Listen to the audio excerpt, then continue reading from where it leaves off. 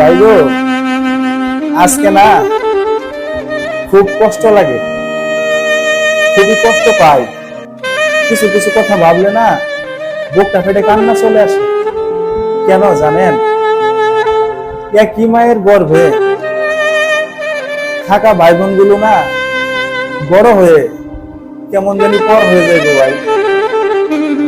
তাদের দেখাশোনা দায়ী দায়িত্ব সব আমি নিয়েছিলাম গো ভাই।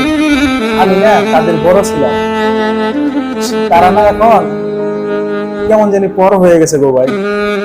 আমি না তাদের কথা মনে হইলে মাঝে মাঝে আমার দু চোখের কোনায় জল চলে আসে গো ভাই। কেন পর হয়ে যায় বলতে পারেন? আপনাদের কাছে প্রশ্ন আমি জানতে চাই গো ভাই। একই মায়ের গর্ভে বেড়ে ওঠা ভাই বোন গুলো বড় হয়ে কেন পর হয়ে যায় গো ভাই?